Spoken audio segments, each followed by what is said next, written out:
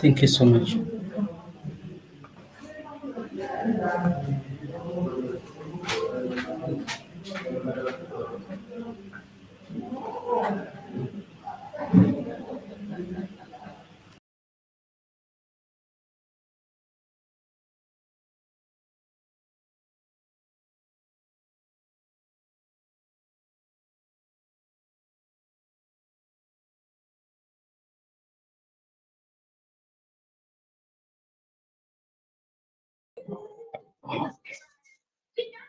Kihanya, can you hear me? Joseph? Yeah, I can hear you. Can you hear me? Okay, thank you. I can hear you very well, loud and clear. Marcus? Thank you.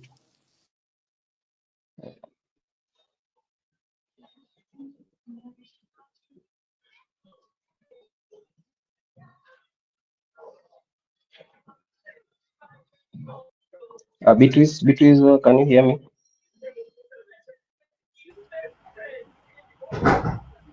Yeah, and I can hear you now. Can you hear me?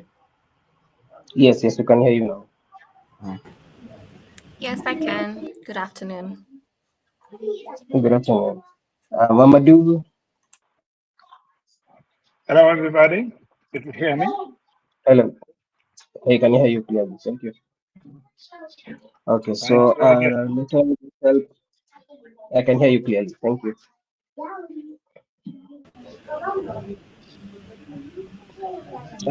Hi, Helen. Yes, I can hear you. Afternoon, everyone.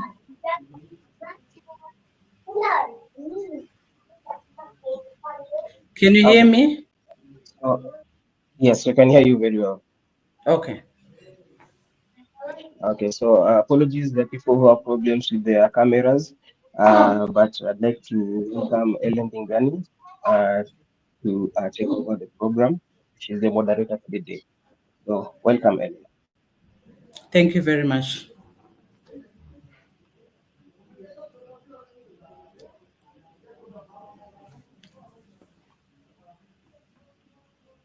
Let me know when you want us to start.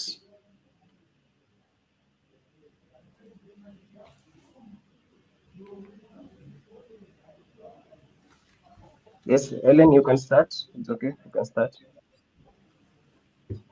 Okay, thank you very much and good afternoon, morning, evening from me. I would like to welcome you all to this insightful webinar focusing on the critical intersection of artificial intelligence and electoral processes.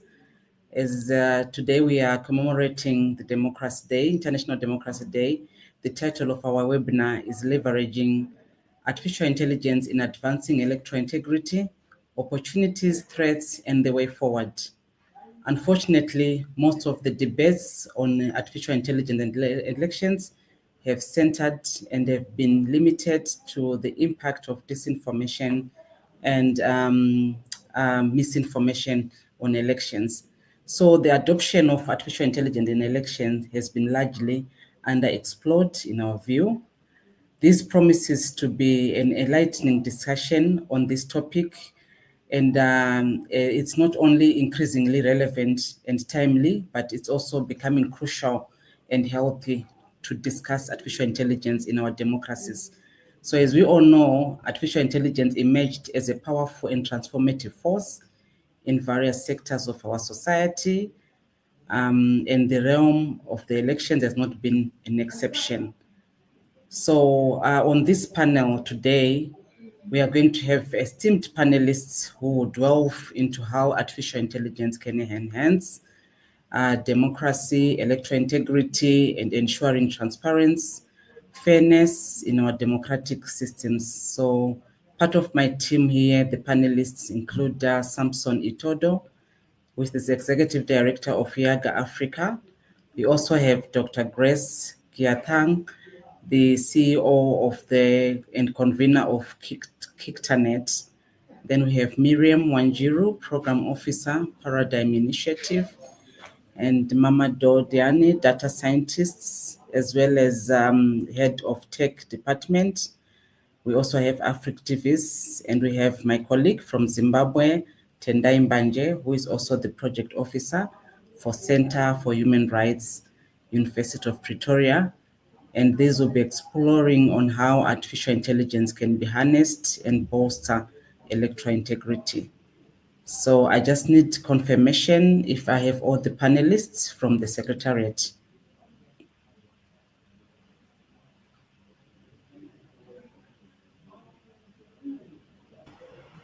Helen, we are still following up on Samson. To get him on board. He can proceed with the ones that we have. Okay. When they come, we can give him a chance to join us, but proceed. That's fine. So thank you. So I'll start with Miriam Wanjiru. By way of introducing her, she's a public policy practitioner.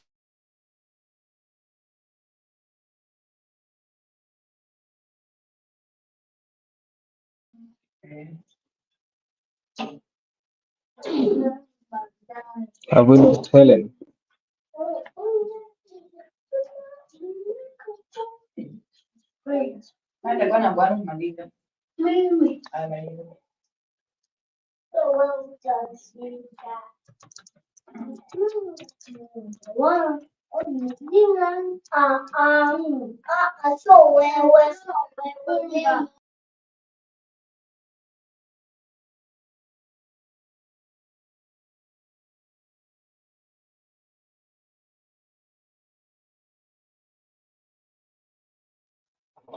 Is Ellen? Can we all hear Ellen?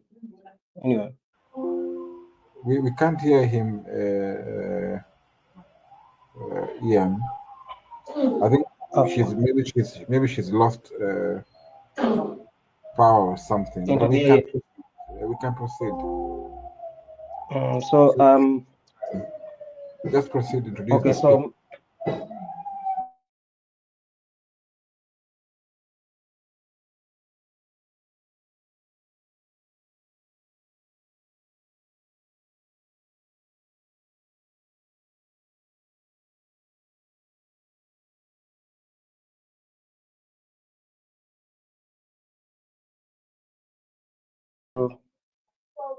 Okay, thank you. So she was introducing Miss Miriam Wanjiru. Miriam Wanjiru is a public policy practitioner and a program officer for the East Africa Paradigm Initiative, working to close the tech governance knowledge gap by empowering youth and women.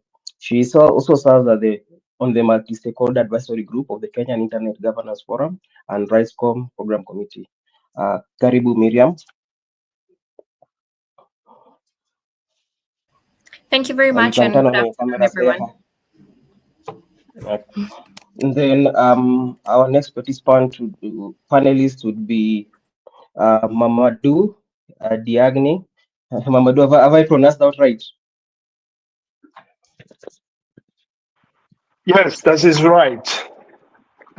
Okay, yes. So Mamadou is an expert in open innovation and a strong advocate for open source software, recognized as is recognized as an African startup entrepreneur at the CES 2018 Las Vegas. He serves as an ambassador for open knowledge and member of Afri Activiste.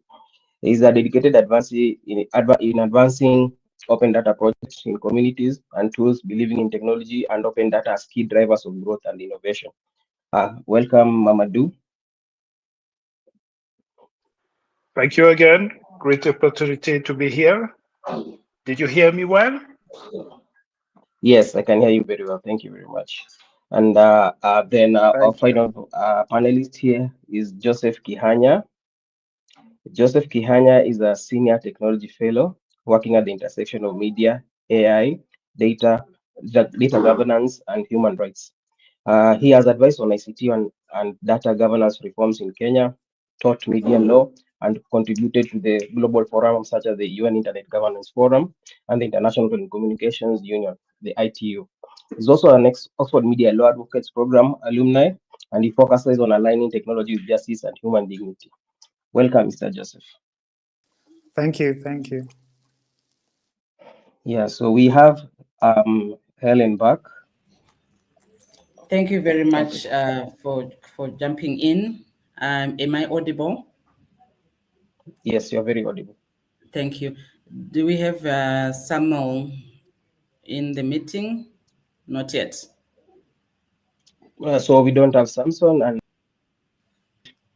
okay, we still trying to reach out to them. So, but we can just continue. Okay, that's fine. So I'll start with Mamadou. The first question we want to ask you is, from your perspective, what makes artificial intelligence an emerging space in the African elections? If you can just give us more like an intro as we introduce our topic today, giving us your perspectives around this emerging space in our elections. Over to you, Mamadou.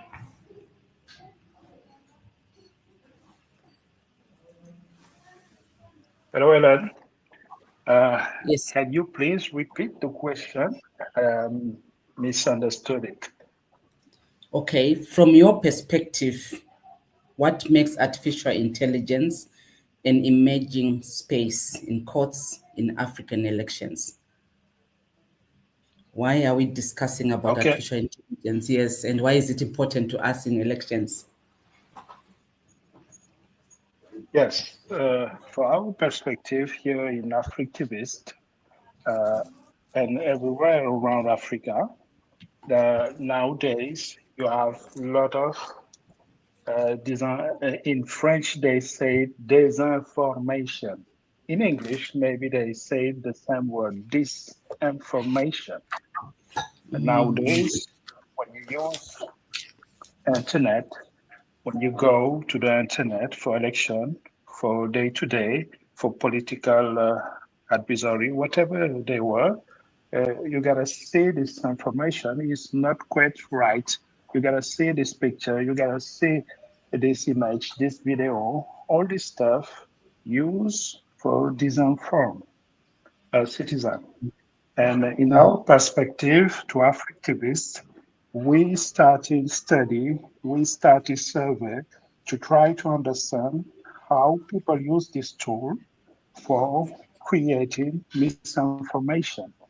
And we start to make some survey. We start to make some analysis about different chatbots like Gemini, ChatGPT, and we try to see what kind of information they get about us, Africa, what kind of information they get about our election.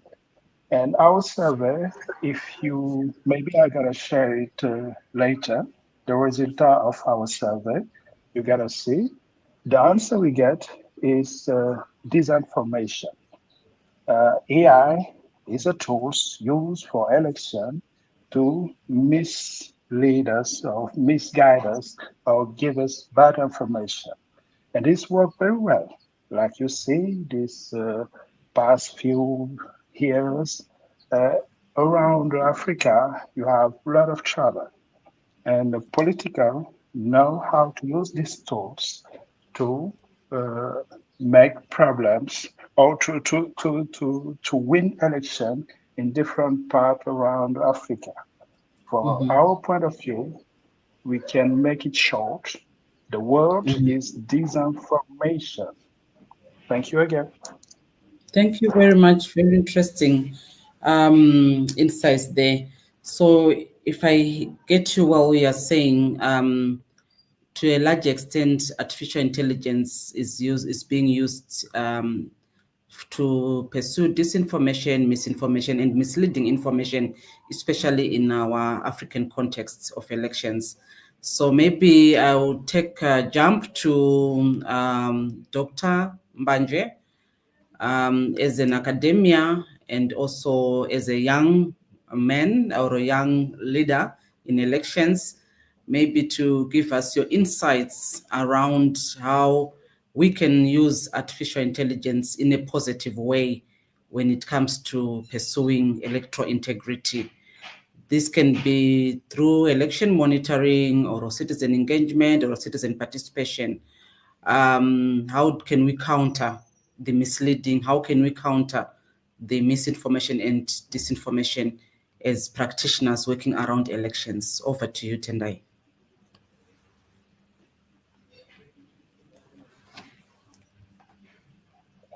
And then Tendai seems to have dropped off again. Uh,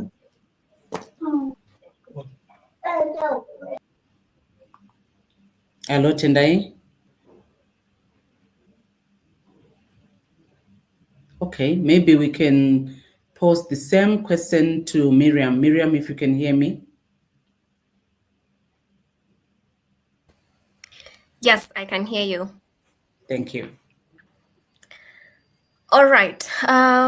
Good afternoon, everyone, and good afternoon, panelists, and everyone that's joining this conversation. I think it's super, super timely. My name is Miriam Beatrice Wanjiru, as has been mentioned. I coordinate our work in East Africa at Paradigm Initiative. And just a little bit about Paradigm Initiative, we are a Pan-African NGO that champions digital rights and digital inclusion, or how I like to put it, working at the intersection of human rights in the digital age. And to everyone who's joining, happy day, International Day of Democracy. The question you're asking was a follow-up to the previous speaker who spoke about the the challenges that come with AI, especially during elections. And if I was to just add a little bit before I respond to the specific question, and just to put a caveat that artificial intelligence is not inherently bad.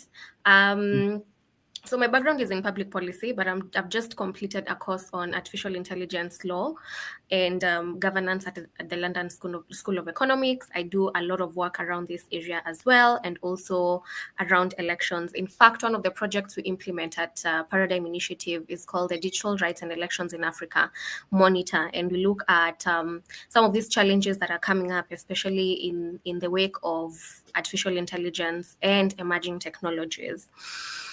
And that's why I'm saying artificial intelligence is not inherently all bad, but it just heavily depends on who is, designing the systems, who is deploying the systems, who is regulating, who has the power. And so if we're able to have conversations around that, then it's not inherently bad. That said, it doesn't come without its own challenges, and a few of them have been mentioned by the previous speaker. Some of them disinformation, which we already had disinformation, misinformation, even before artificial intelligence. Just using social media platforms. You remember, like in the Kenyan example and other examples platforms across the continent during elections. I'll give the Kenyan example. We had so much disinformation going across, Facebook and Twitter, millions and millions. So what AI is doing is that it's just amplifying what has been there and also bringing up new sort of like innovative quote unquote designs of spreading propaganda. That said, what can we do to ensure that we counter the risks that come with artificial intelligence that have been mentioned? I think we really need to spend a bit more time in investing on a couple of things. There's a research that I do every year called Londa, just looking at the state of digital rights and digital inclusion in the country. And I think in 2023, we had in Kenya, I'm based in Nairobi, Kenya, but we had one of the highest cyber attacks as a country on the continent. Other countries were South Africa and Nigeria, and Kenya was right there at the top.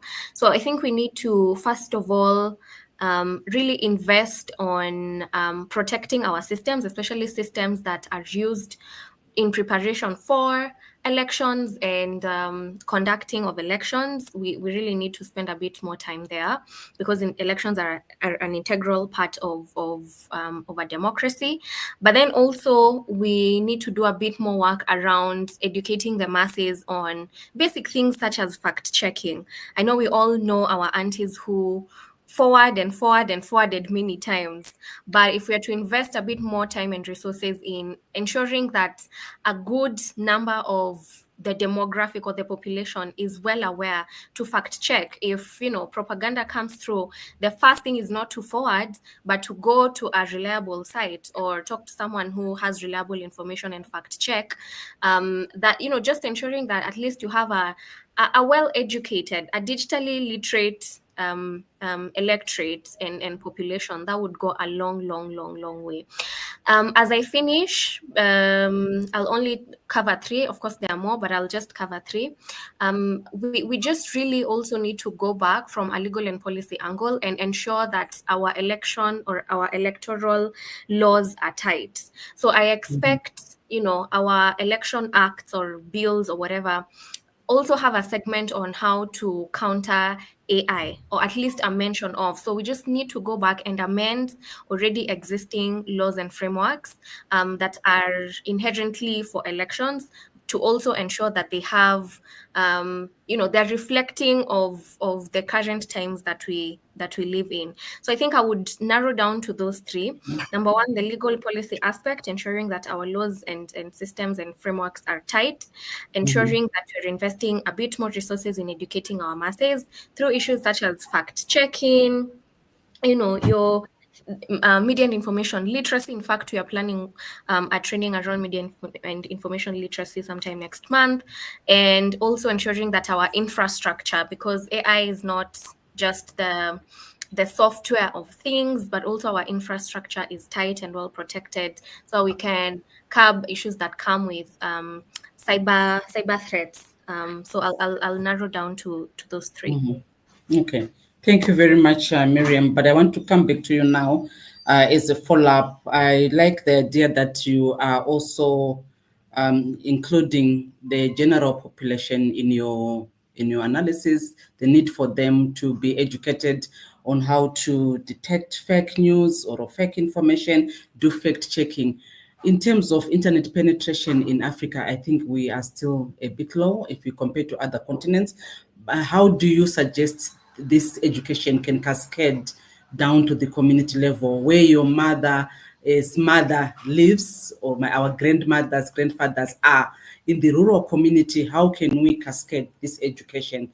And is it possible and practical for these community people to be able to do this fact checking at that level? Like you have already rightfully said, that most of the population, most of the citizens, they just forward anything of interest, they just forward without even checking if what they're forwarding is correct information. And this impacts even on voter education information. Sometimes it's fake news that is being used to decampaign maybe some other candidates or whatever. It's just forwarded. So how can we ensure that this training, this information, this capacity of ensuring that you verify before you forward is deep down in the rural community?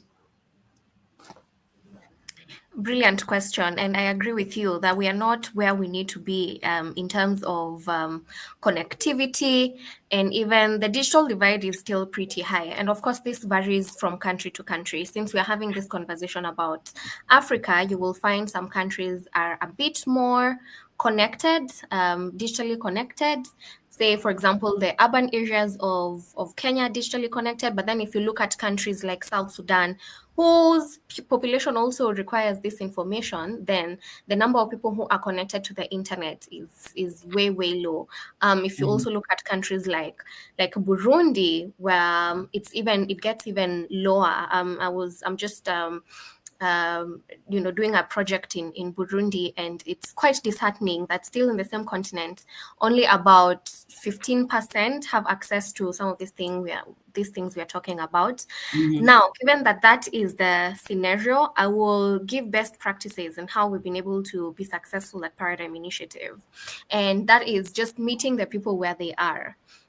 Right. So if it's going to communities, if it is going to schools, we have a school-specific project at SPIN.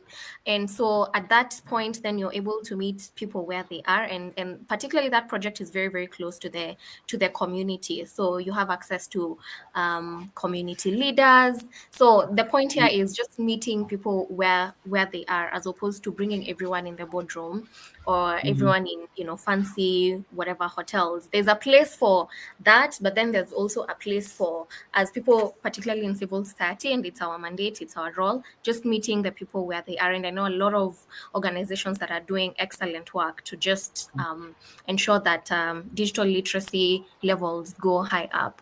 I was also marveled and quite happy that especially younger people are using already existing technologies. You would remember during the protests in my country last year, a lot of people would translate different bills or different provisions into their local languages and spread that across. So there are already existing platforms that we can take advantage of. But then also you need to remember that we are still on the continent, and surprisingly, this is surprisingly to me, maybe not to other people, that radios are still the most used and the most accessible form of communication across the continent. And so again, using some of these platforms to even introduce specific shows as we are nearing elections that just ensure that the masses are aware of some of these concepts that we take for granted.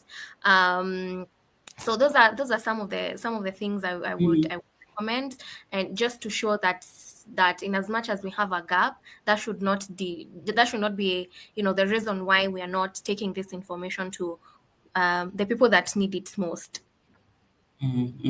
Thank you very much. Now I want to come to Marcus. If you can also help us on the issue of electoral integrity as we monitor elections, or as we observe elections as practitioners. How can artificial intelligence strengthen real-time election monitoring and reporting? And have you been using this as ELOG or as EHORN? And what has been the advantage vis-a-vis the traditional methods that we have been using in election observation and monitoring? Over to you, Marcus.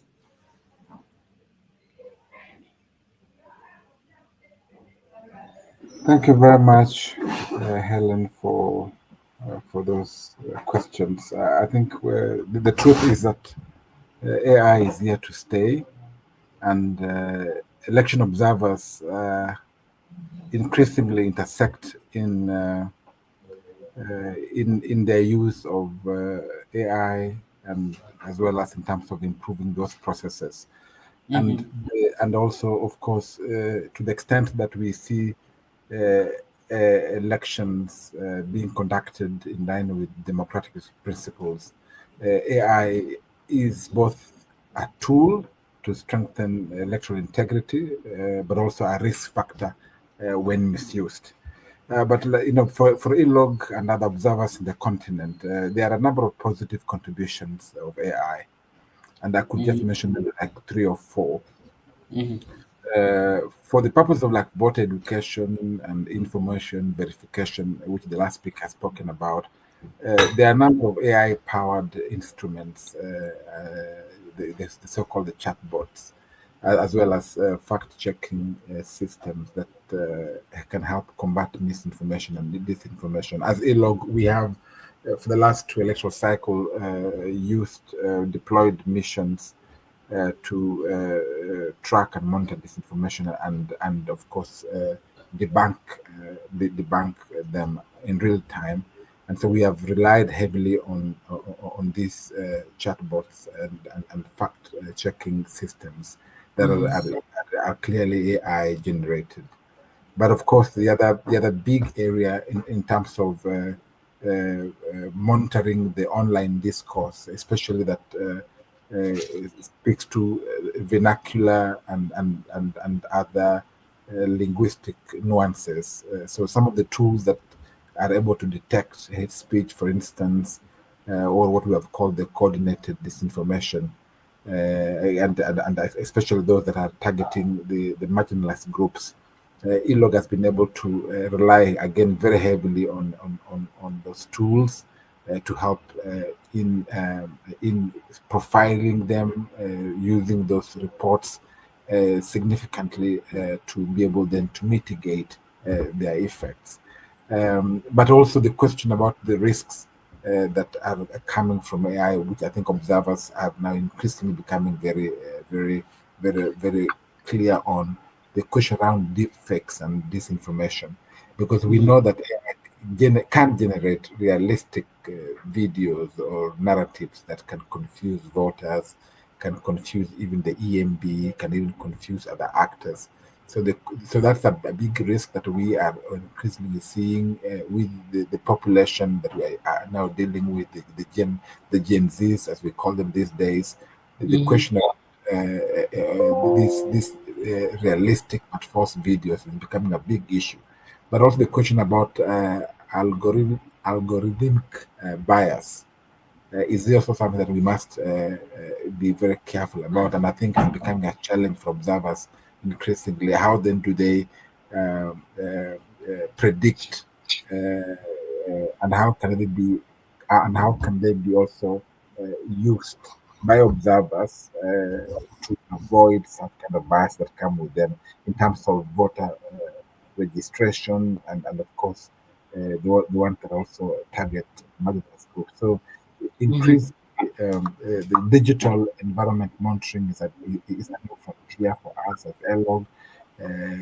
Just observing how our AI-driven platforms affect information integrity, because if you don't give good information, and one of the things, Helen, I wanted to also highlight in this when I have the microphone, is that the digital space is becoming a new frontier of information, or rather misinformation, and therefore even rigging of votes and distorting voters' choices. We no longer see much of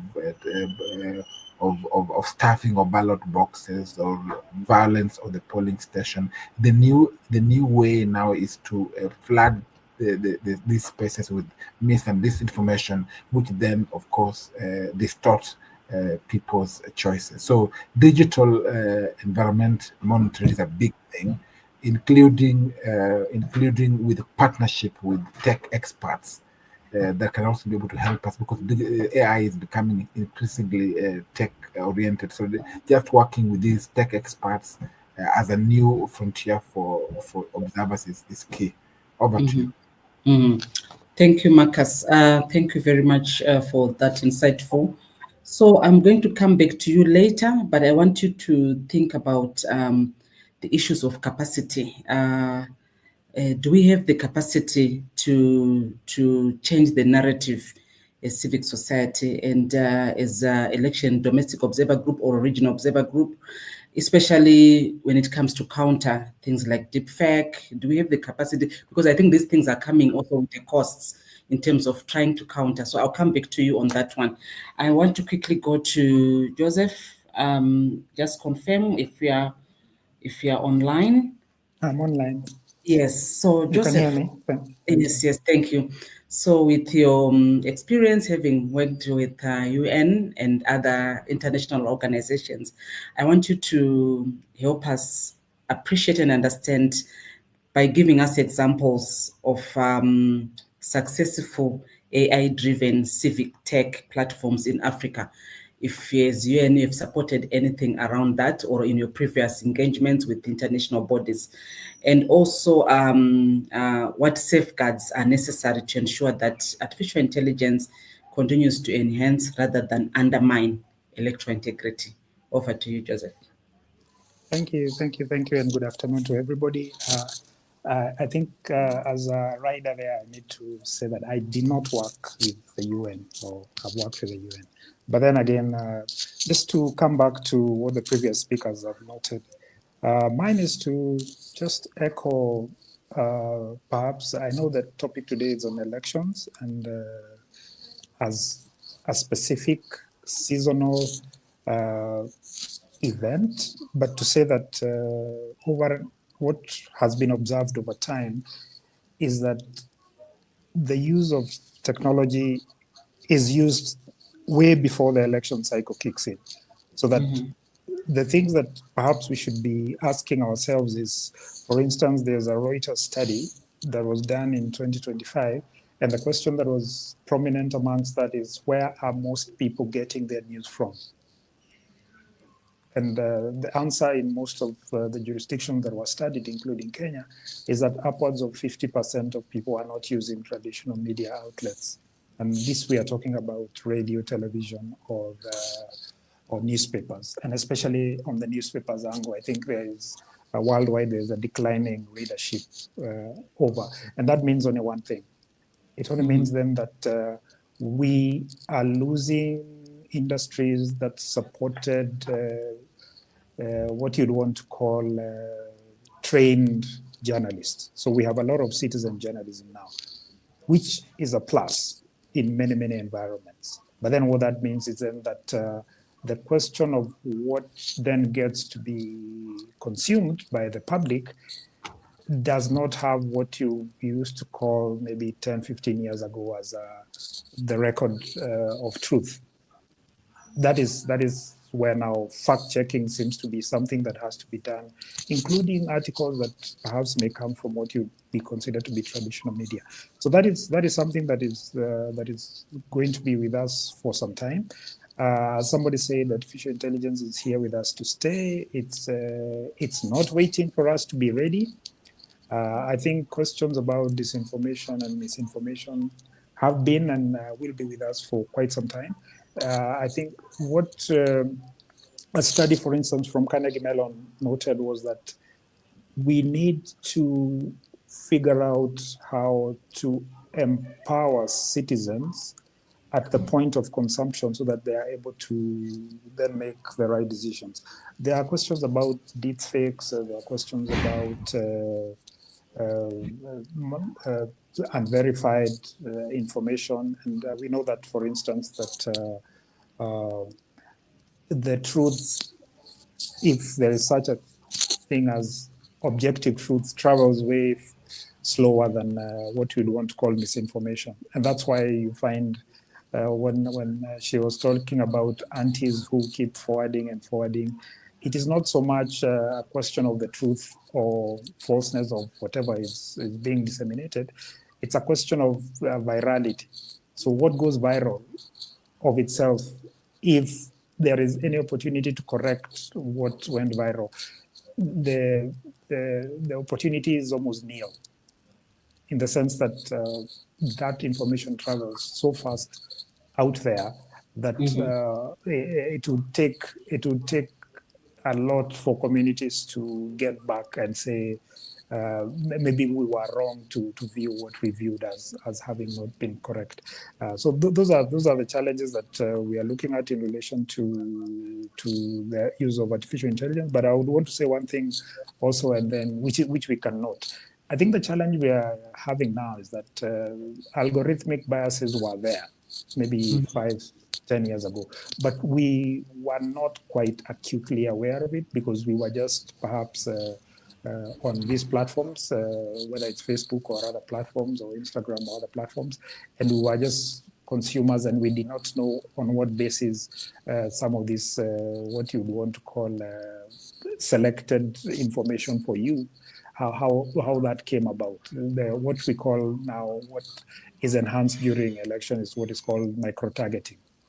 And micro-targeting happens because the people on the other end, especially people who have incentives to be in an election, have better resources than those of us on this other end who are just receiving information. So there's a lot of incentives for micro-targeting, and the people who are paying for it have vast resources and can do it, and the platform and big tech have the capacity perhaps to do it. And I think the question also, and especially in African environments, is what has been our challenge for quite some time, what we like to call information asymmetries. So that there is, for instance, in this webinar, there are those of us who are quite aware of the things that happen in relation to chatbots, in relation to generative AI, but a lot of people do not know how it is that the information they receive, how it has been produced and packaged so that they can receive it. And they do not have the capacity to either counter or, in fact, to do anything other than consume that information. So the question is empowerment for the citizenry. That is something that needs to be done in a more coordinated sense, and also in a more, I would want to call it ubiquitous, because what has happened over the last maybe 2 years is that artificial intelligence is now with everybody. It used to be that maybe it's the capacity that was maybe in a laboratory somewhere with a big tech, but now it's in the hands of anybody with what you would want to call a smart enough gadget, and somebody who has data. They can do a lot with artificial intelligence without reference to anybody, other than, for instance, what you'd want to call the contractual arrangements that the people who put out these generative AI platforms have.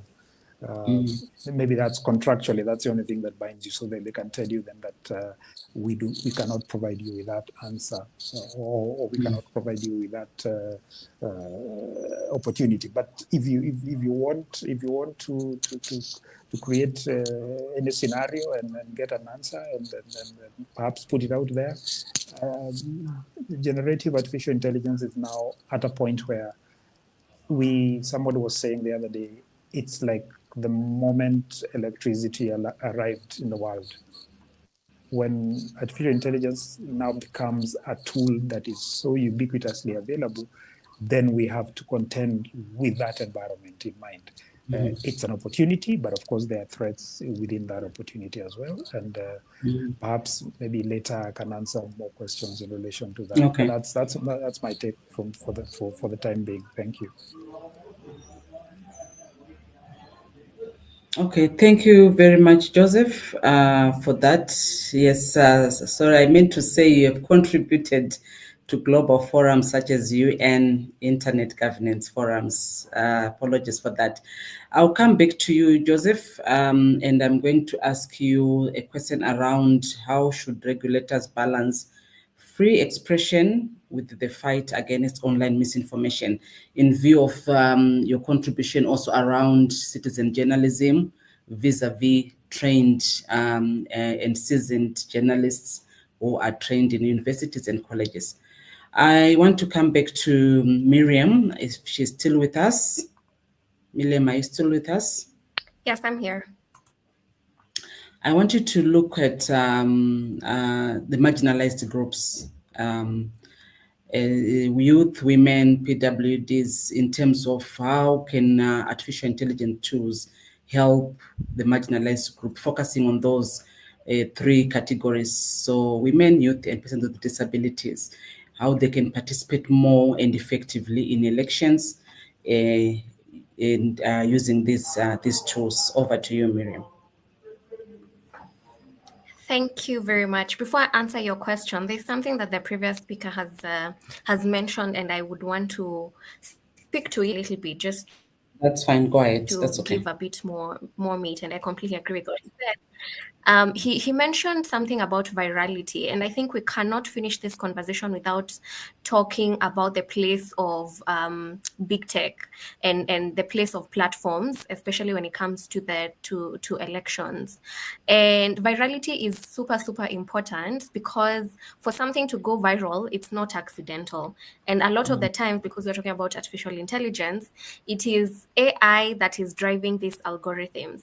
And we again also need to remember that most of these platforms, social media platforms and other platforms, were not built with principles of human rights in mind. A lot of them were built to make profits. So it is not necessarily, or it is not a top priority for content that is being spread, or how their AI algorithms are engineered to preserve the sanctity of elections. A lot of the times it is especially issues or content that drives misinformation or disinformation and gets more likes and more clicks.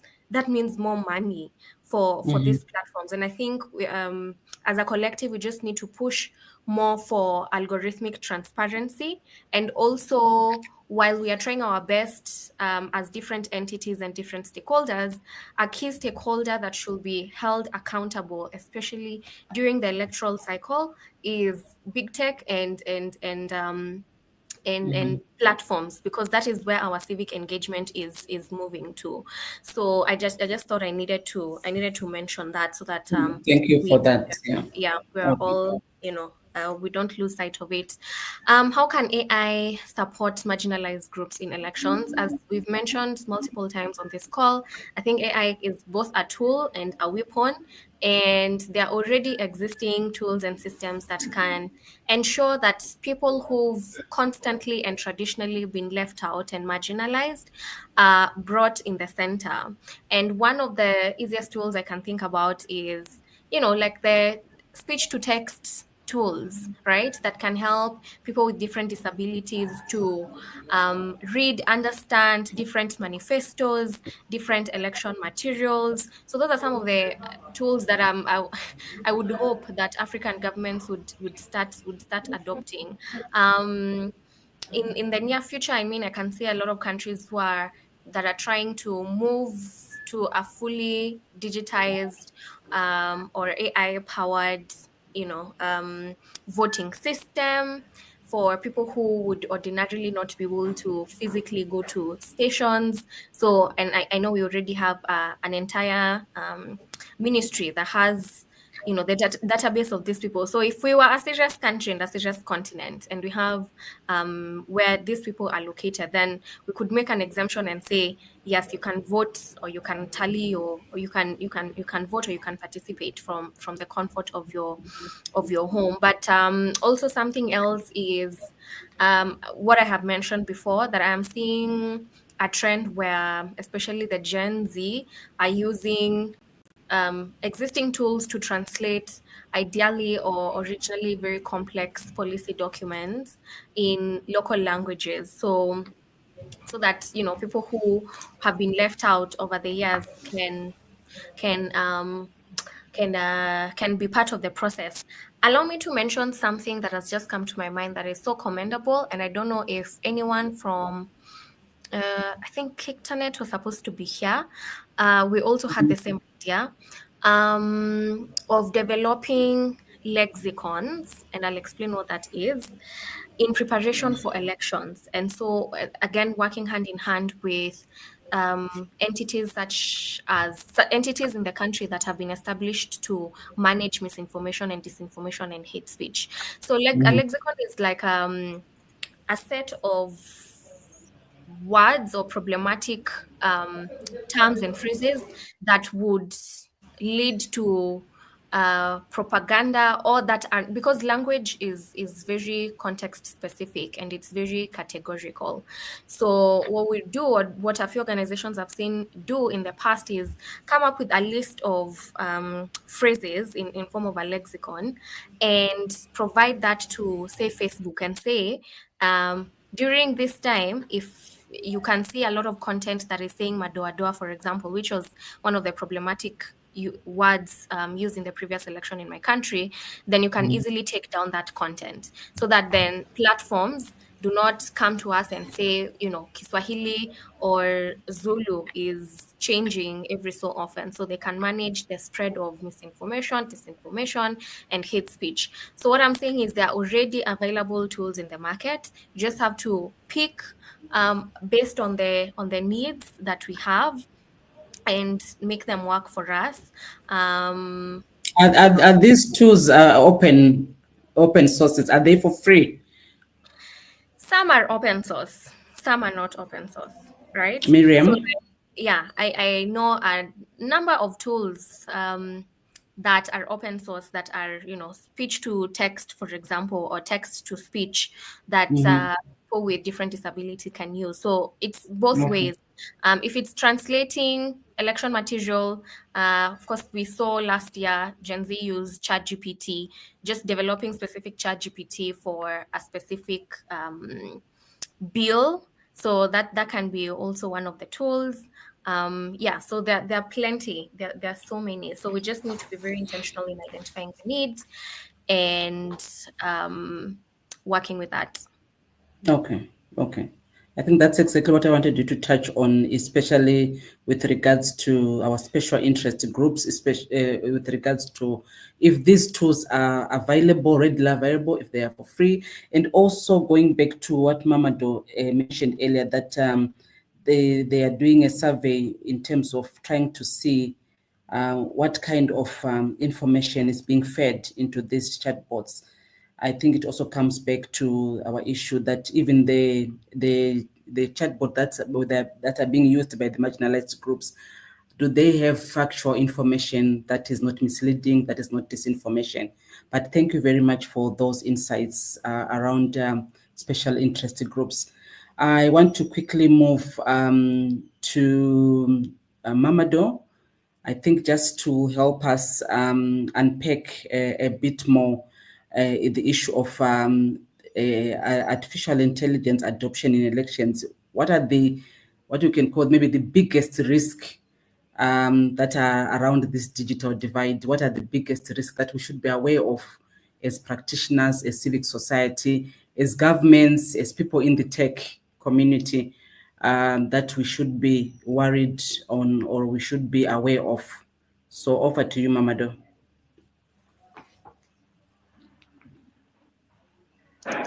Thank you, Ellen, for the question. I would like to share some result of our study, and after answer the question, maybe add some insight.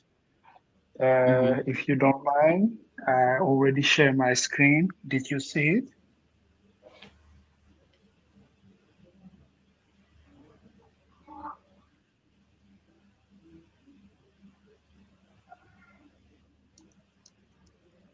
The screen is okay? You get it? Not yet. Okay, let me see again. Already share it. Yeah, great. Like you see here, we conduct this study. To make it very quick, we use it here in Senegal in our election, the legislative 2014 legislative election, and we give some question in French and in English to different chatbot you get. Here you get Claude, you get ChatGPT, you get ChatGPT 4 Mini, Gemini, etc. But the study is very easy. It's just to take a question about the election, give it to the chatbot, and see what answer you get. And that's the result of our survey. Here in Senegal, we already have some model in Wolof that is the local language speaking here in Senegal. To add for the what the different speaker already say, AI is a great tools because the translation can be used to translate information and share this information in WhatsApp. We have already model in Wolof writing. We already have Wolof also, audio Wolof for speaking. This server give information, like you see, to the answer we get is the one who are very closer. It is Copilot, and the other is bad. Everything is bad, and the recommendation we get so quickly to add what people already say, uh, citizens cannot rely to chatbot for election information. At this time we're speaking, the problem is simple. The people who build these tools did not build it for us. They did not put information about Africa, and they did not put also good information about our election. That's the reason the answer is not correct. For the developer, also, we give advice uh, to be aware about the results they can have. Maybe a lot of hallucination. And for us, civil society, uh, we everybody already tell it. We need to aware citizens about using these tools. We know it is a great tools, but like Joseph said, the virality is something people take this virality first before ask question that is good or bad. Uh, to answer your question, very simple. We already the big threat. The big threat, we did not have our data in these tools. That is the big threat. These tools go bigger and bigger. These tools is in our mobile phone, in our car, in our TV, everywhere. You gotta get it everywhere. But the big threat, we did not have our data. And to add what Miriam said, uh, we need to tackle about this problem, uh, make some plaidoyer, and see how together we can tackle big tech to add more data about Africa. If you have algorithmic problem bias, algorithmic bias, and misleading, all these things, the same problem that we have is data. Understood in Africa, we have traditionally we not right. Traditionally, we have not using library. We did not. Our story are not digitalized. That is make some problem. Our information we did not have a lot of data or open data about country, about election, etc. We need to produce more data.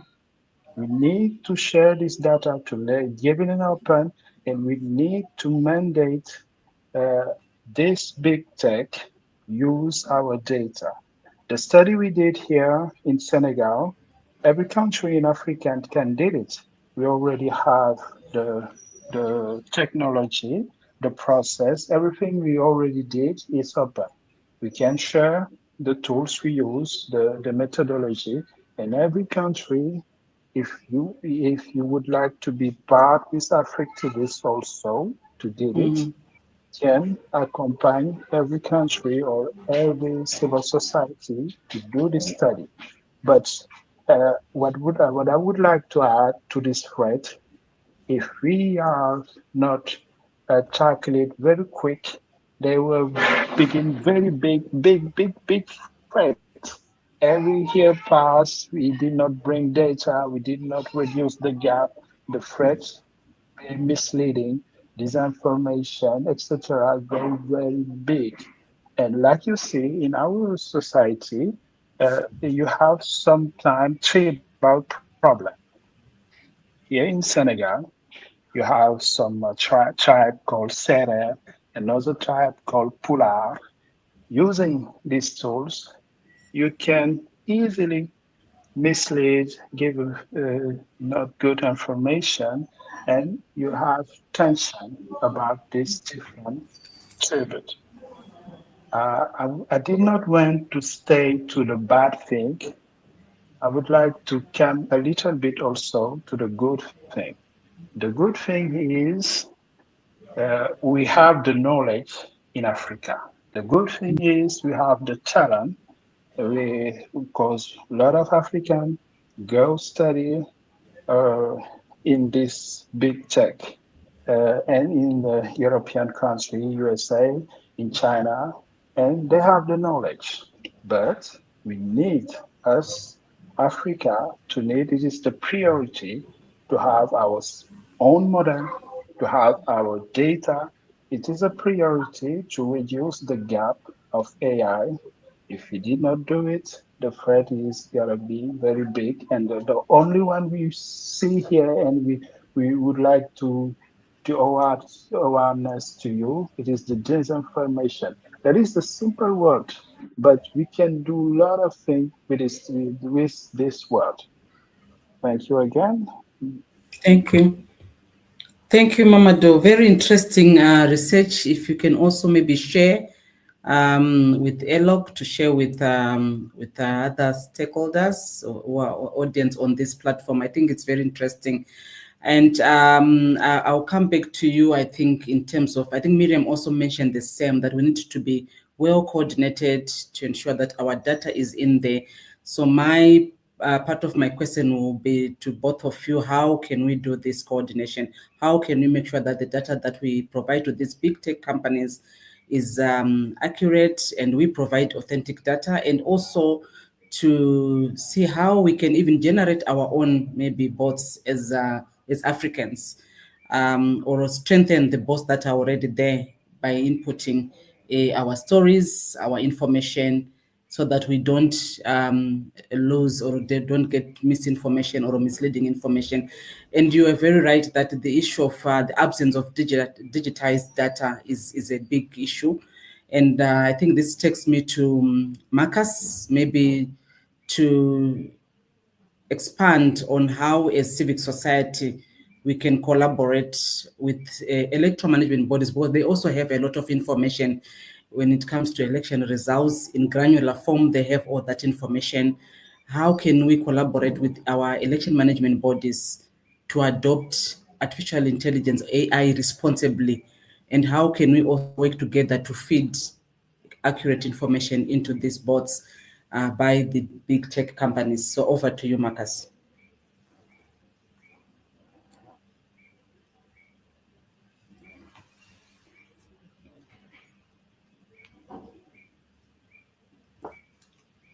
Hello, Marcus. Yes, Ellen. Sorry, I got something. What can I proceed with the question that you asked me earlier? Okay, that's fine. But I'll come back to you on this one. Okay, So, okay. yeah. So the earlier question, you remember it about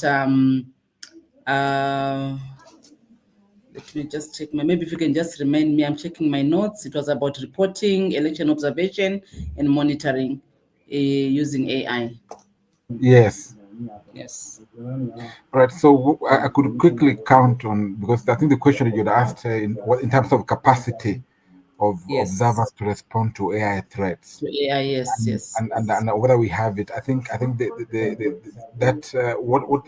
answer is it depends on the different regions. But generally speaking, the short answer is that we are not yet fully there, but I think we are evolving. Because traditionally we are focused on polling day procedures, we are focused on legal framework and compliance of the same, we are focused on the results, transmission systems, and the sort of things. But when it comes to AI threats, like we have been discussing here, things like deepfakes, things like algorithmic manipulation, things like automated disinformation, our capacity is quite limited. And the reason is simple, is that we haven't been fully equipped with the technical expertise in AI, of course, things around the cybersecurity or even data forensics for that matter. But I think these gaps move just apart from our capacity as observers, but also even the legal framework. In many countries, like in Kenya, for instance, the legal framework has serious gaps and are not properly aligned to the new threats of AI. The question around the detection tools, a few observation groups or missions have advanced AI powered monitoring tools to detect things like the deepfakes or those coordinated disinformation things. So that has been a question about in terms of capacity. In terms of capacity, we have the tools. In terms of gap, expertise is a problem. The legal framework is a problem, and even coordination between observers and the regulators, like in our case, the Communication Authority or other tech platforms. So, what I've seen observers now doing is now they're also including digital analysts in their teams, even as they go out. In ELOG, for example, like I said earlier on, in our country, Kenya, we have now mainstreamed social media monitoring as a key issue for us. And we have integrated AI tools for data collection in the field and also data analysis and dissemination. But also even the training modules that we are now preparing, and also in terms of how then do we just help observers become responsible users of these platforms. So that's all I can be able to say at this point. Over to Thank you, you. Helen. Thank you. So I'll come back with the question about working with election management bodies to use AI responsibly. I want to quickly go to Miriam. Miriam, if you can help us maybe unpack what regional bodies like the African Union, the East Africa Community can do to harmonize the AI governance for elections. I know the African Union has some protocols that they've developed with regards to how they can engage with AI, but how can these bodies harmonize their approaches in your view? And we are now going to the last session of our discussion where we want also to chat and map the way forward. So if you can just respond, giving us possible scenarios and ways that you think these bodies can harmonize, be it in SADC, be it in East Africa, EHORN, or in West Africa. How can they harmonize the AI governance? Over to you, Miriam. Thank you very much for that question. And before I respond, this is becoming a pattern because I'm listening to other speakers as well. Marcus, I was hearing you saying, some of the gaps that are already in existence. And I'm thinking that's a perfect area for collaboration because we, in fact, at Paradigm Initiative, train election observers on not just AI, but broader issues of digital rights and what to look out for, what election observers should look out for. So maybe we can have a conversation later after this chat to see how we can collaborate, especially the elections. I know 2026 is an election-heavy year for East Africa. I think we have, 6 elections coming up? Uganda, Djibouti, Ethiopia, South Sudan, Somalia. Yeah, and I think I forget one more. That said, yes, regional bodies do in fact have a role to play, and one of them that you mentioned was in fact in your question, and that is standard setting, just setting the guiding principles or operating procedures when it comes to safeguarding elections in the age of AI. And you've mentioned, the AU, which I know there's a strategy. But I think I am yet to look at all the strategies, I'll be very honest, at the AU level. But I imagine a lot of them need to be looked into to ensure that the existing strategies are expanded to include AI in elections. For example, the what's it called? The AU strategy, the AU digital transformation strategy. If I get the name correctly, yeah, it just needs to be expanded to include at least a clause or a section on elections in the age of AI. But then we also forget that artificial intelligence and these things we're talking about, it's not a cup of tea for everyone.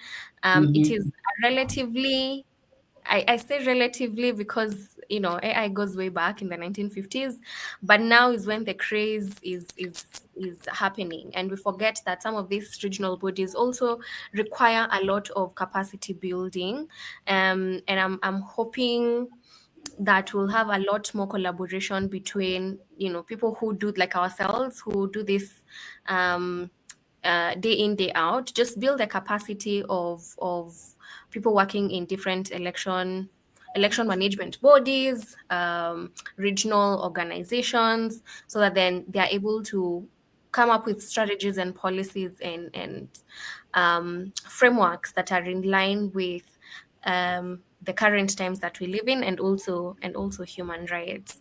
I think just ensuring that we are also building up from best practices, because it's not to say that nothing has been done. Entities such as UNESCO, I know it's not like Africa specific, but they have quite robust principles on AI ethics. So that's a good place to start. Just looking for the market and then seeing what is already available, trying to expand what is already available at our different regional economic blocks, and then continuous capacity building. And I think that's a good place to start.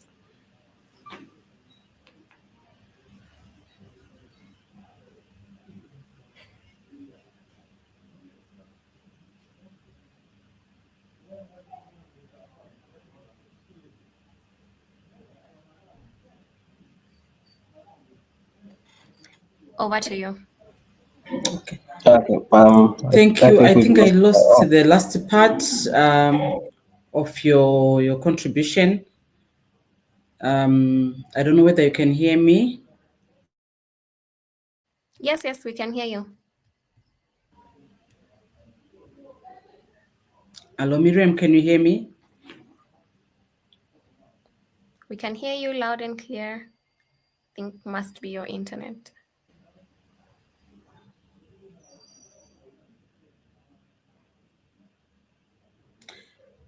Hello, am I still audible?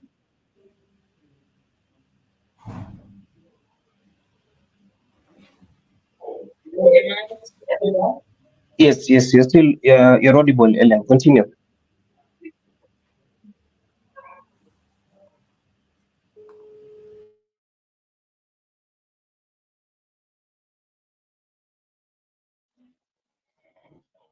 Can hear me.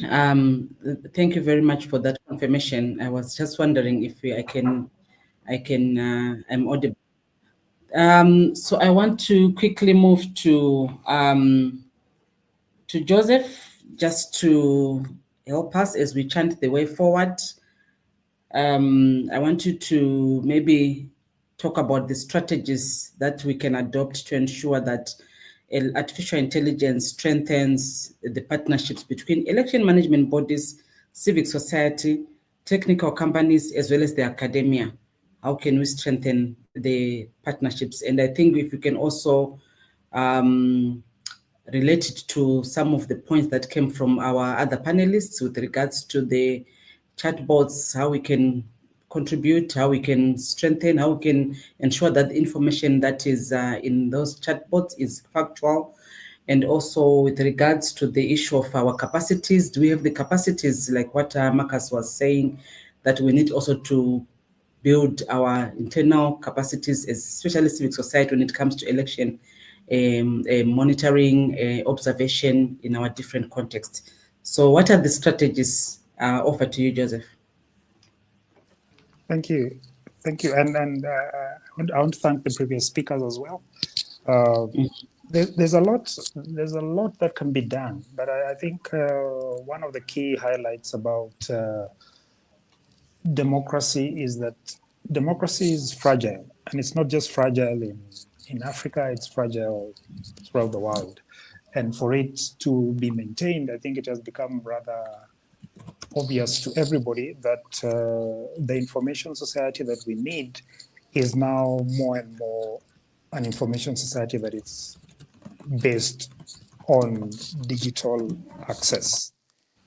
So as such, I think when we are looking at strategies going forward, one of the key elements in any African country, especially the Horn of Africa, is that connectivity must be expanded. We shouldn't have a situation where upwards of 50% of populations are not connected to the internet. I think that of itself undermines democracy, in my view. But then again, this can be contextualized for different countries. But then again, in 2025 and 2026, I think if countries are not expanding internet connectivity, I think they are losing their populations.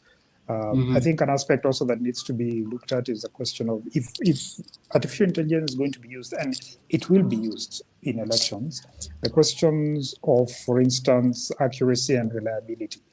Who is maintaining this platform? Let's say, for instance, you have a chatbot that enables a citizen to look at a polling station, where a polling station is to be found. That information must be capable of being fact-checked and must be correct, up-to-date, and verifiable.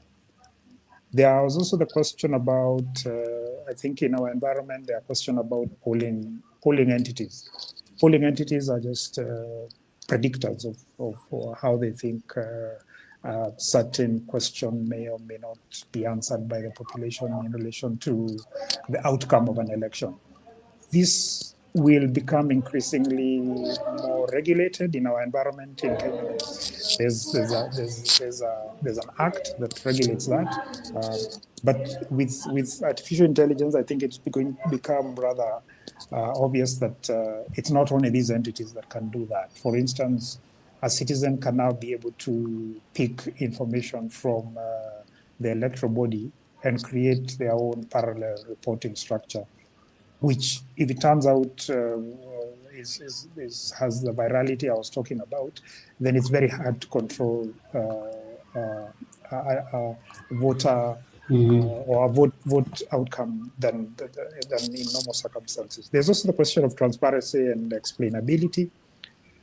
I think voters should be made aware, and that I'm talking about citizens on an everyday basis, not just for elections, but at any one time. They should know when they are interacting with artificial intelligence. I think platforms and other users of this must be mandated to indicate that there is the interface of artificial intelligence in relation to human interaction. In terms of fairness and non-discrimination, I think all disadvantaged groups need to be taken care of, and election-related AI tools must be equally usable across communities. So not just perhaps all those who can speak in English or those who have a smart gadget. I think the question that sometimes arises is that these technologies must meet the voters in the manner in which voters ordinarily communicate. If they communicate by SMS, then artificial intelligence should be around the use of short message services or WhatsApp. Accountability and oversight, I think this is becoming more of a global concern. I think there are many steps being taken internationally to see how it is that those who are putting out these platforms out there for use by the general public protect the public, so that it's not an issue of Kenya perhaps responding to particular AI platform, but generally that at inception and by design that these issues are addressed at that point. I think also there's a question of respect for democratic values. I think there's a question of empowerment. There should be a lowering of information barriers, and there should be no nudges towards specific political choices. Consent in relation to artificial intelligence use is a quite critical tool. Voter data must not be misused or micro-targeted or surveilled, so that I think EMBs going forward will have to really protect their data, so that it's not misused by the capacities that now exist. I think that you had asked a question earlier about what needs to happen in relation to voter education for citizen journalists. I think we know for quite some time that there was courses used to be known as mass online open courses, otherwise known as MOOCs.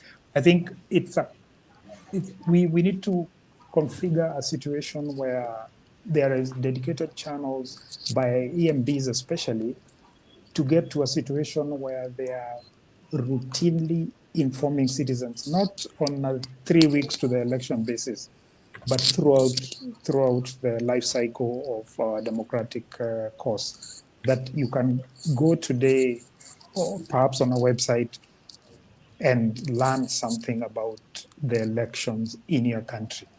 Even if it's 2.5 years to an election. We don't have to wait for 1 year for 1 year in for us to produce these materials that go on radio or go on television.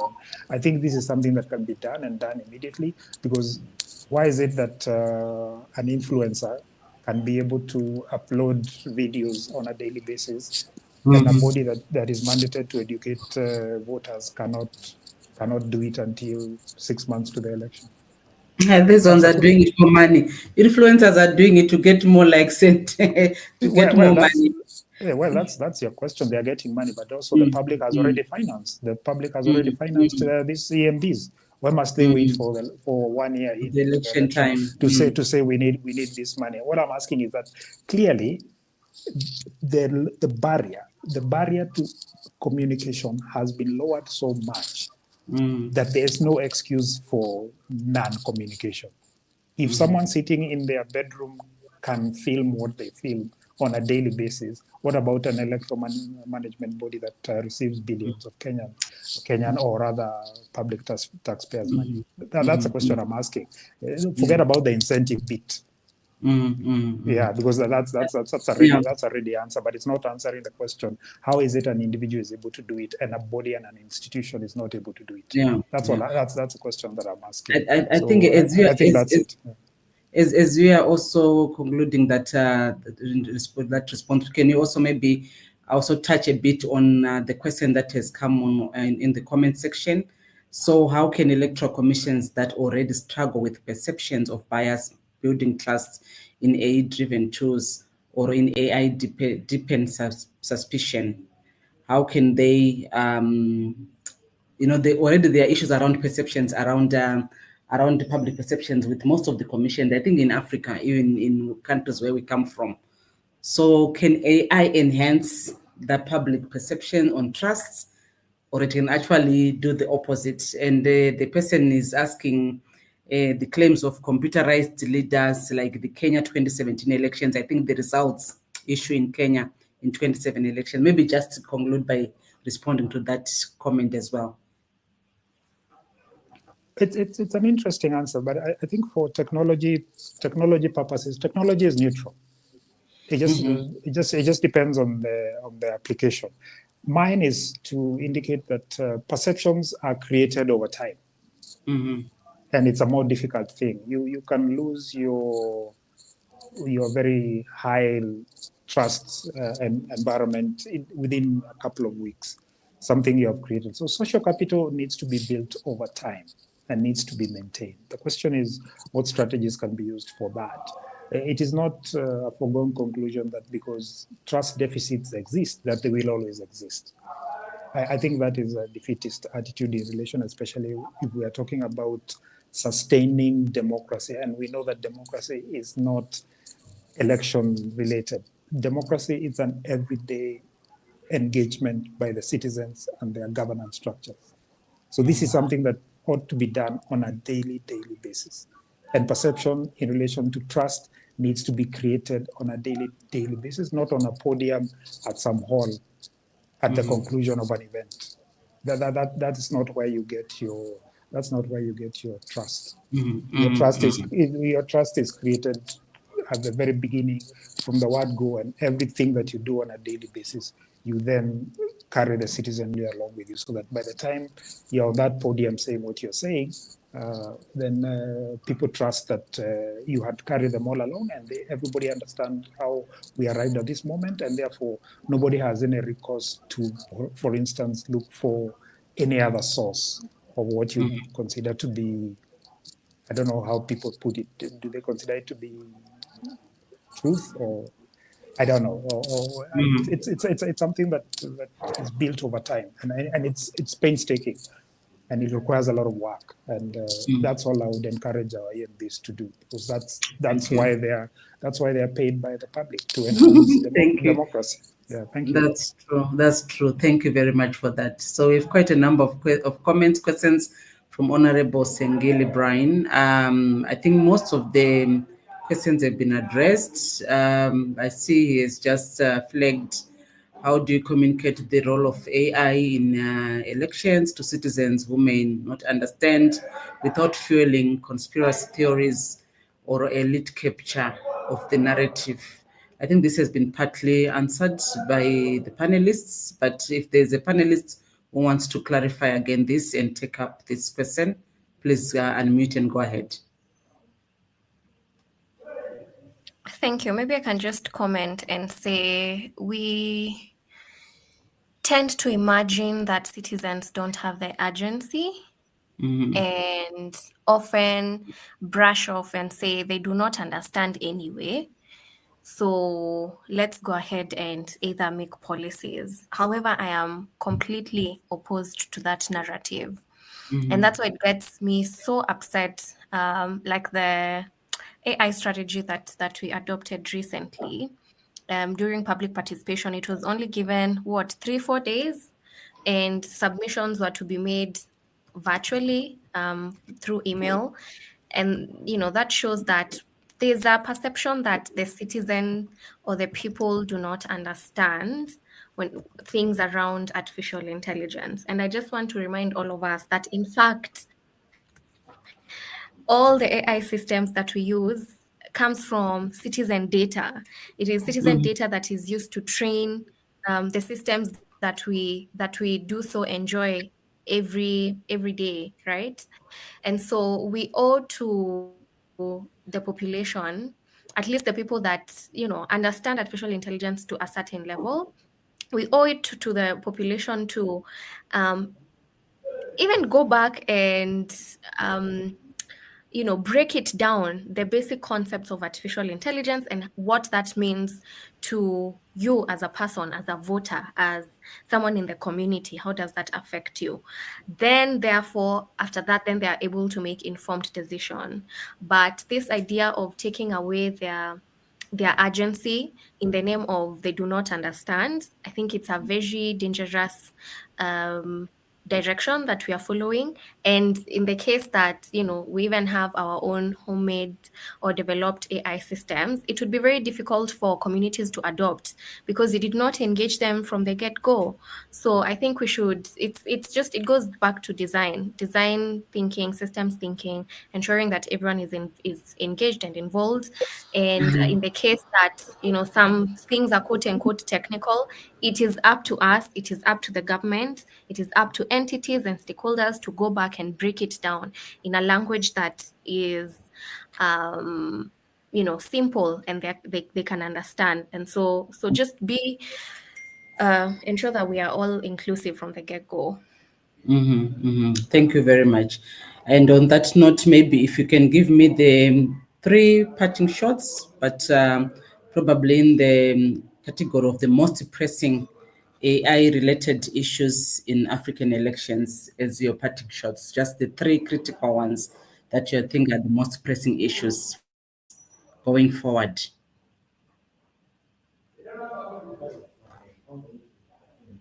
Miriam?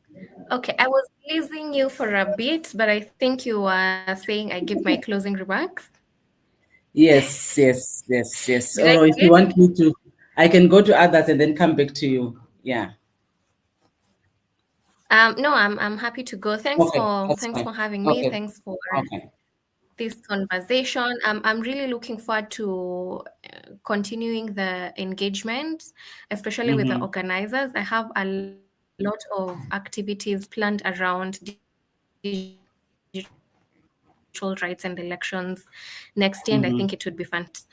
Mm-hmm. That said, if I was to narrow down to the three things that I would emphasize, I started by saying that AI is not inherently bad, it's also not inherently good. And be that as it may, artificial intelligence will definitely shape elections in Africa and beyond. We've already seen that happening. And it's up to us to take advantage of what is in existence for our good, but then also prepare for the downsides of the challenges that we have mentioned. Um, the other thing that's coming to my mind, I think it's because I've spoken about it last, and Mm-hmm. someone was asking about the citizen and communities. I think let's not take away the urgency from the people and from communities and from citizens, and even to developers. Let's also remember that data belongs to the citizens, and it doesn't belong to political parties or different entities. So there should be a bit of transparency there in how data is utilized. It's used to train, and in the case that we need to go back and explain to the people the effects of artificial intelligence or how Mm-hmm. to counter misinformation and disinformation, let's go back. Let that not be a reason for more marginalization. Mm-hmm. And lastly, I think East Africa as a region, and even in Africa, we really cannot afford to um, keep quiet to the challenges or say, AI is here, we'll just move with the wave. I think we need more regional cooperation. We need more safeguards in terms of our laws and policies. We need to ensure that more citizens are empowered, and we just need to be better prepared so that we are not caught flat-footed. I think I would say those three things. And thank you. Back to you. Thank you very much, Miriam, for those insightful parting shots. I think indeed we really have a lot of work to do. And I think the issue of coordination keeps on coming, the need for us to buttress, the need how we engage with AI in elections in Africa. I will move to Marcus. Marcus, what are the three most pressing AI issues in relation to citizen observers, regional international observers, and also election integrity in general in Africa? Thank you very much, Ellen. I would like to mention them not in order of priority, but I think first is the question around strengthening capacity and skills. I think it's more pressing that the AI era is also coming so fast. We have a new generation of voters who are increasingly who are digitally literate. So we must move with that space, that speed. So that's from the first point. We need to strengthen capacity and skills, especially of election observers and monitors. The second thing for me is the adoption of technology and partnerships. So AI powered monitoring tools are handy, especially social media monitoring to allow us to detect anomaly in election data, as well as the early warning, early signs and response mechanisms. So those AI-powered tools can supplement or complement our traditional ways of doing things. And of course, in terms of partnerships, both at regional levels or national levels, with the with tech companies and tech bodies, or whether they are CSOs. So those collaborations and stakeholders, including with even with the commissioners, election commissions, regulators from government, tech companies, and of course other fact checkers, is important. And then lastly, you asked for three things. So the last thing is also in terms of just building trust, is important that if we continue to be compliant and our knowledge is increased, then even what we say, we're able to even gain more trust in the process because we know what we're talking about. So those are three key areas, Ellen, for me, that I think even as observers across the continent, we must adapt, we must innovate, and we must collaborate to remain effective in safeguarding our electoral integrity in a digital era that is not going anywhere. Thanks. Over to you, Ellen. Thank you very much, Marcus, for that. Quite insightful. The issue of capacity and skills, the need to move with speed. I think, yeah, technology is way ahead of us. I wonder what we can do to really move with speed. But with the Gen Z, I'm sure we'll be able to do that. Maybe also incorporate them in our institutions or organizations so that they can use their skills to help us move faster with technology. I'll move quickly to Joseph. Joseph, I want you to give us your three most important pressing issues, AI-related issues in Africa elections, but touching more on the partnerships, EMBs, tech companies, academia, and civic society. Just touching a bit on those key categories or target groups that I've mentioned as part of chanting the way forward. Over to you, Joseph. Thank you very much. I think something I mentioned earlier, number one for me is connectivity. Connectivity in the sense that the EMBs must be able to indicate what challenges they have in particular regions. I think for democratic purposes, I would venture to say that if connectivity increased by 20% in any Horn of Africa country, I think the elections would be much stronger than any other activity that would happen around that. I think most of you have heard the quote, I think it's from Amartya Sen, that says that there is no country that has had famine that has a free press. So you can apply that in any situation.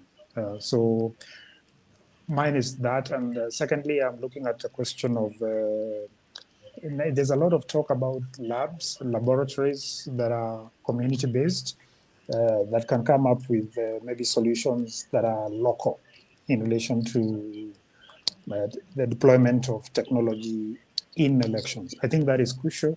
We can see how we can sandbox some of these things. We can see how we can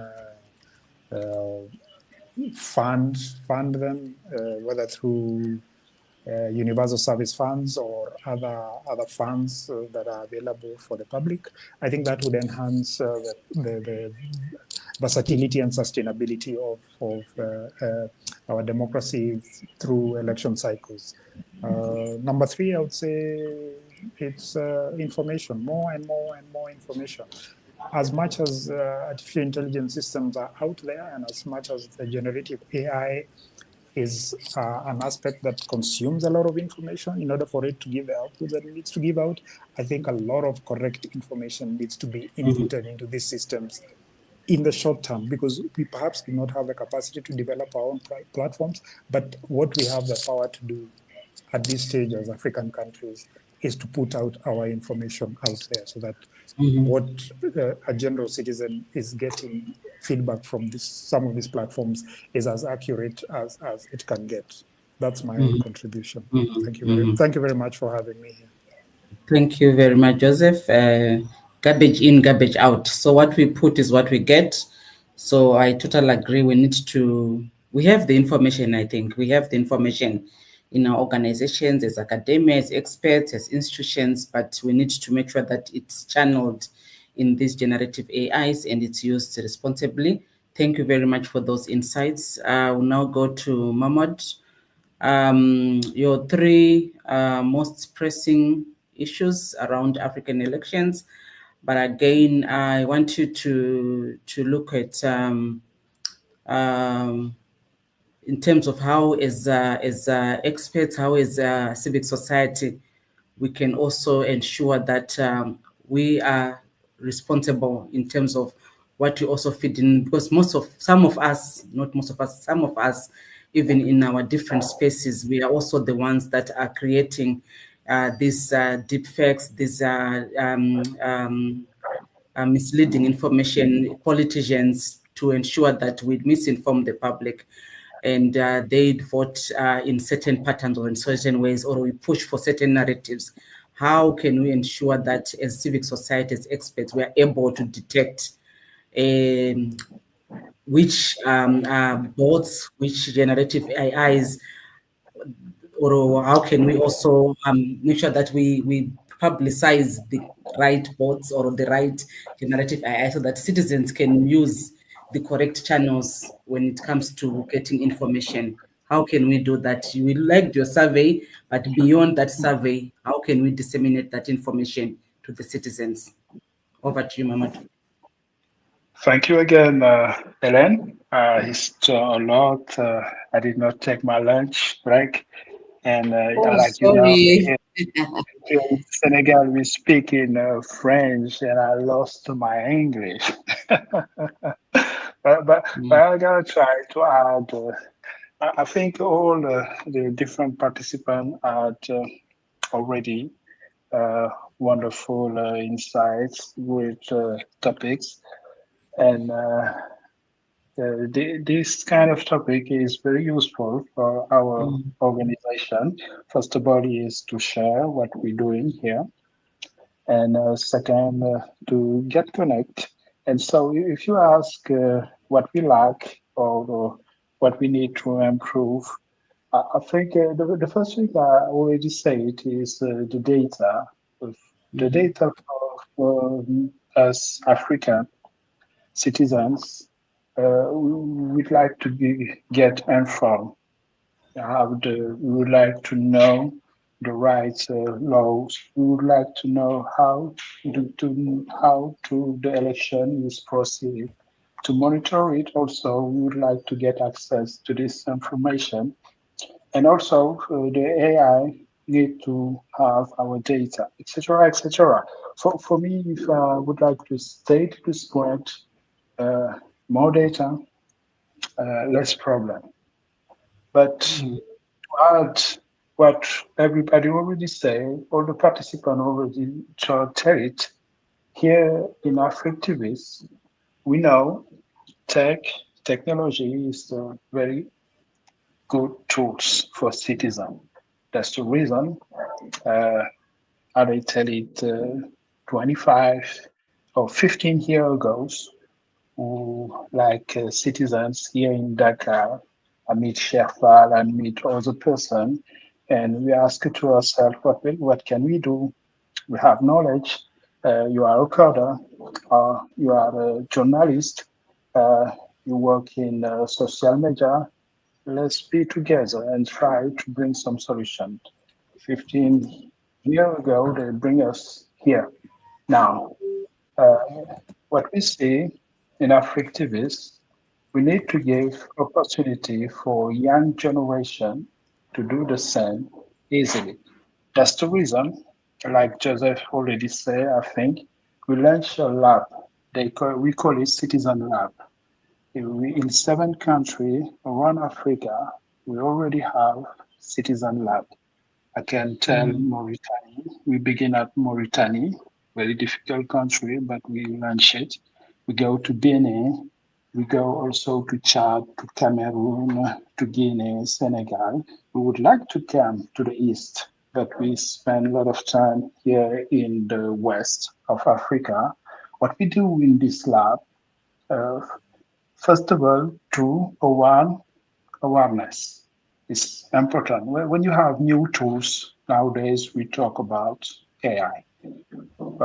Here before we talk about social media. Here, when they came, social media came in Africa, the same interrogation, it is a threat, it is etc., etc. And nowadays we are here talking about AI. We need to have this lab to train young generation around them. And if they were well trained, they can share this information to citizens. We need also to give them the opportunity, like they said it, if we can fund the builders to build our own tool, we need to give them the space and the fund to build our own tools for monitoring, also for AI.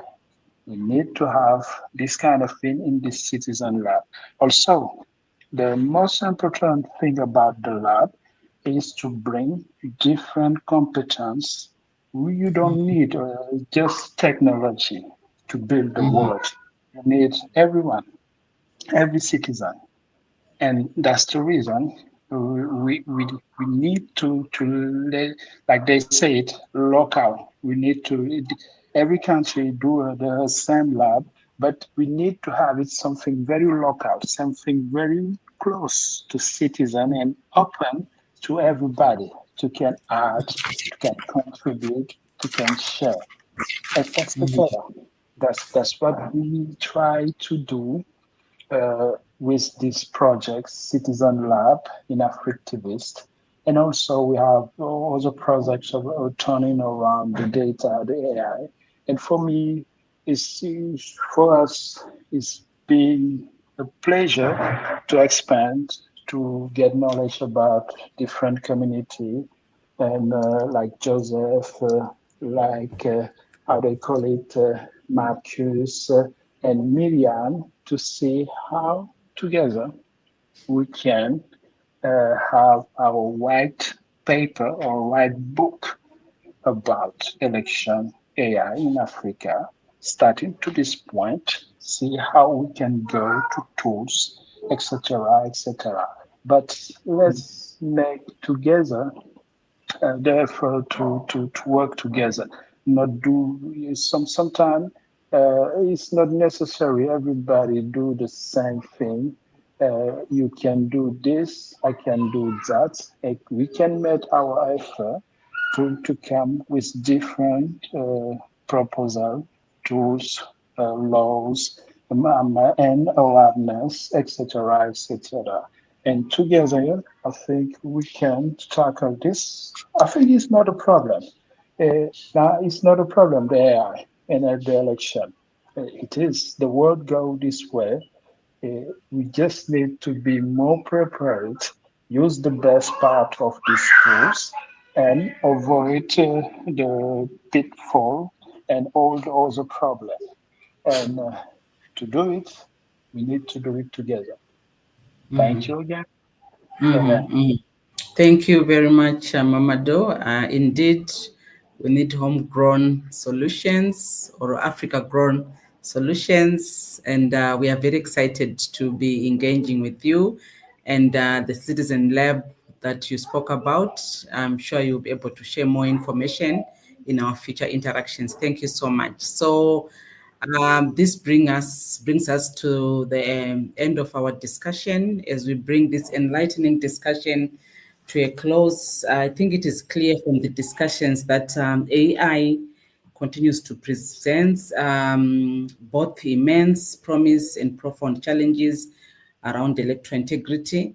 In our today's conversation, I think as highlighted by most of the panelists, I think it remains critical for us to harness artificial intelligence as a potential to enhance transparency, efficiency, and the trust in our electoral systems. I think trust, especially in election management systems, rather. I think it's important that we work with EMBs, we work as civic society, as academia, as experts, and remain vigilant vigilant against the risk. I think as artificial intelligence also poses a risk on democracy. I think we must continue to engage in thoughtful, inclusive, ethical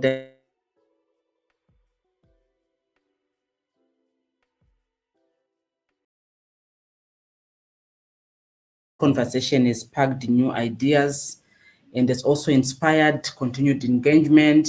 I think, Miriam, you kept on saying you want to engage further on this discussion. So I think there are new things, new ideas, new thoughts that were coming that you want us to continue to engage on this important topic of artificial intelligence. And I also want to sincerely thank ELOG EHORN for organizing this event and also for honoring this privilege to me to moderate this important conversation. I think from my end, it's been a great pleasure to guide such a rich and timely exchange of ideas from big brains, people from the high tech, from civic society, and our esteemed panelists and also engaged participants. There were a lot of comments in our comment section, and we couldn't go through all of them and even all the questions, but I think we managed to interact with the most insightful questions. And we also want to thank you for your commitment as the audience to democratic integrity in the digital age. So until we meet again, stay safe, stay informed, and let's continue working together to ensure that technology serves democracy. My end, goodbye and take care, and thank you. Thank you all. Thank you, Helen, Miriam, Over to the Joseph, organizer. and Matthews. And bye-bye.